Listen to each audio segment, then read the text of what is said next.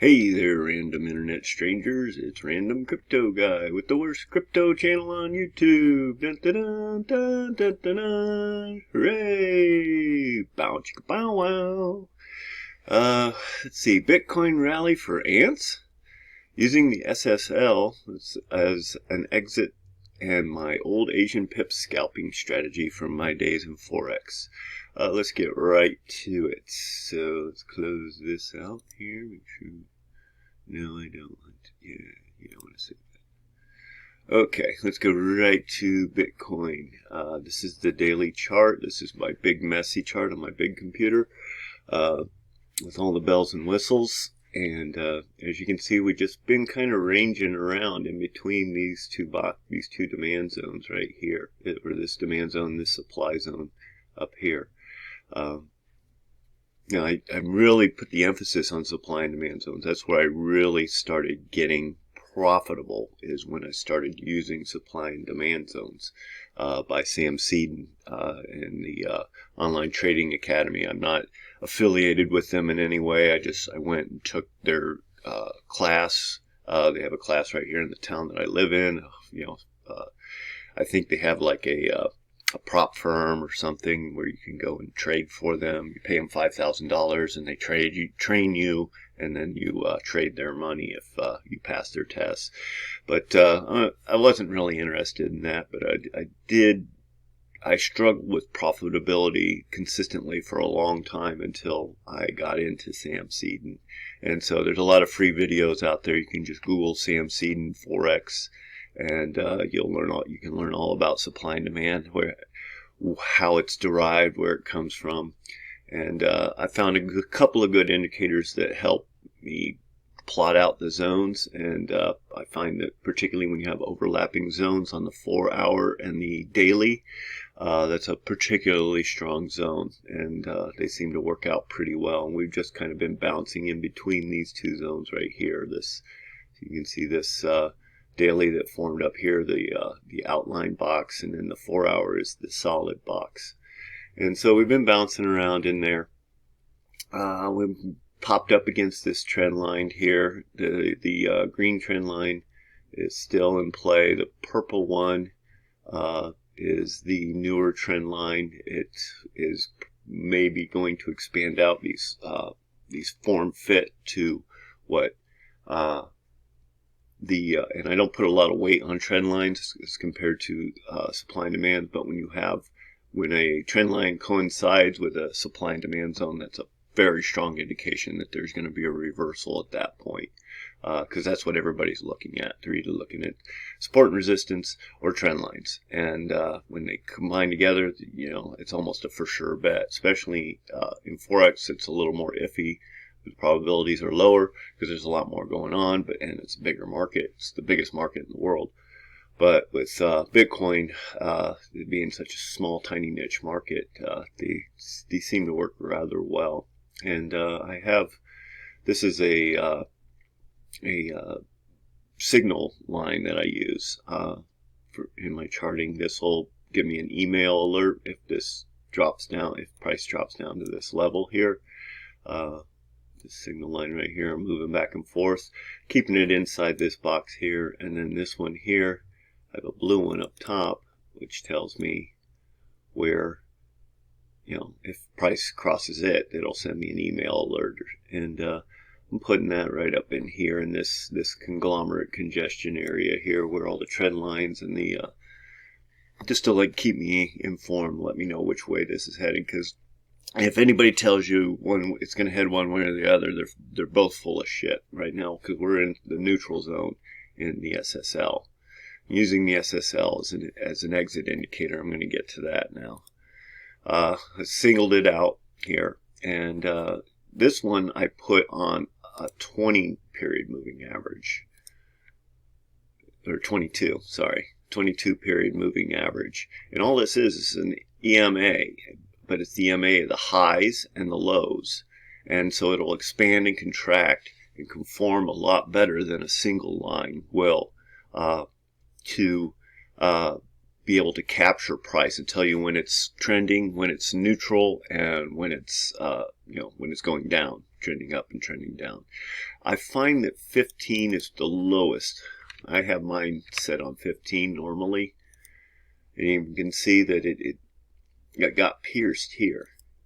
And then so that I knew that we were going to start going sideways at that point when it got pierced, but it didn't close in the daily. So I use the daily for my analysis. It's the most accurate of all the indicators. When we could take it up to the weekly as well, if you want to be a little bit more conservative and be a little bit more, give it a lot more leeway, you could take this up to the weekly as well and use it. You might have to fine tune the settings on here. Mr. Yen equates it to being like fine tuning a guitar and finding that right setting and using back testing. And I found 15 works pretty well on the daily for this. Through back testing, I did a couple of back tests with it, both with the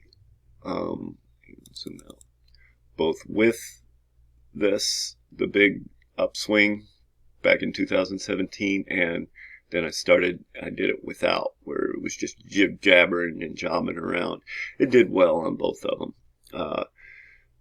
I think since the introduction of CMEs that when you do your back testing, you might want to take this out, because this skews the results. Pretty much any type of trend indicator would capture this move. So I think this kind of skews the results a little bit, because more often than not, you're going to have stuff like this. And then this is a pretty big rally here, but not as big as this one. So you do have these rallies and these drops. And so you want to try, but I would back test from here, like maybe from here in February 2018 to present, as opposed to all the way back to forever, because this chart will go all the way back to forever, and see, fine tune it and find out what's the best thing. And using my friends at Nonsense Forex, they have a lot of great tools over there. I trade somewhat like them, but not so much. And I found that if I spread out my focus on different things, like they do at Nonsense Forex, I actually end up losing money. So I found if I stay focused, hyper-focused on maybe 1, 2, 3 assets at the most, I do extremely well. And, different people, different strokes for different folks. That's just my personality. So the SSL channel, using it as an exit. Right now we're in the neutral zone, whether I was using 15 or 20, 22. I found somewhere in that range works really well. And you can see that it expands out as the volatility increases, which helps kind of give it that cushion that you need, so you're not stopped out prematurely on these nice runs right here. So I entered in on this candle here, I believe, one of these two candles here, and now I'm in profit. If I entered here, I'm down here, $2,425. So per Bitcoin. So not bad. I'm not going to talk about too much at Block 5, but there is the affiliate link down below if it's something you're interested in. I think the way that I'm going is a very easy and simple method to follow for those that are new to the cryptocurrency market. To go through Coinbase to get your fiat bridge, and then to bridge over to Block 5. In the future, I plan on going to probably either Crypto.com or Celsius. I haven't decided which. So moving on. This is my old system. I'm going to leave a link that goes into details of the description. But I was injured a few years back, and I was deeply concerned about how I was going to make an income. And so I got hyper-focused on the Euro USD. I had been trading for a while off and on and said, not consistently profitable. until I got to the Sam Seiden videos. And then that's when I started making money. And so I came up with this system here. And I tweaked it, modified it a little bit. I haven't tried it out yet, but I do know that when I was trading this, I had 53% return in about 3 months using this scalping method. And I stayed focused purely on the Euro USD on O&A because it was has the lowest spread. IG might have the lowest spread. Being a US customer, you want the absolute lowest spreads on this. Find the lowest spread, whatever it is out there. If you can get cheaper spreads at some markets that the United States doesn't have, no commissions or anything like that, just spread. You don't want any commissions or anything like that. The system will not work unless you have, because it's so tight. The first method is what I used to call it the Sydney Scalp method, but a more accurate description would be the Chicago Shuffle close. I call it Sydney Scalp because it had a bunch of S's in it, but let's zoom in here a little bit. What I looked for is when the markets close. This is the London close, and then I would look for points where start to go back up. This is what I believe to be traders closing out for their day. And what I found was, particularly between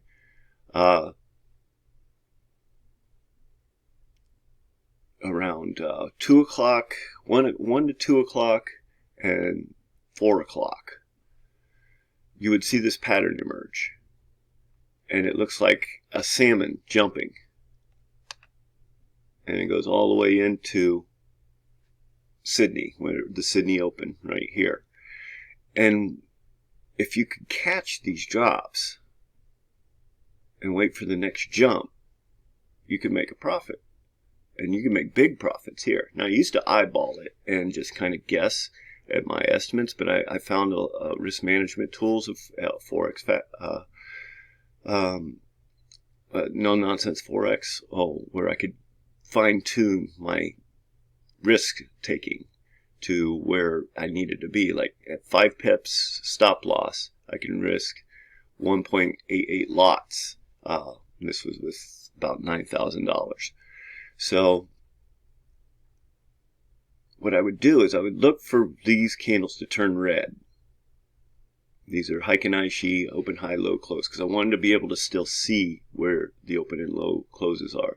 And it's really good to see where, like, you see these blasts up here, and then support becomes resistance, or resistance becomes support. And then I would put in a limit order, probably right around here somewhere. And my stop loss would be very small, 5 pips, maybe even 3 pips. I've had stop losses as low as 2 pips plus spread. And then I would guesstimate before, but now I got this tool here so you can know exactly how much you want to risk. And then just wait for it, and then I would take maybe 5-10 pips profit at the most. 5 to 7 usually is what I was looking for. And bam, it was like clockwork. And it's in this time area here. And what I think it is the time zones between, you got New York, Central, Mountain, and Pacific time zones in the United States. The banks close at different time zones. So you would see these. That's why I believe that this pattern exists. It's because of the time zones of New York, Central, Mountain, and Pacific.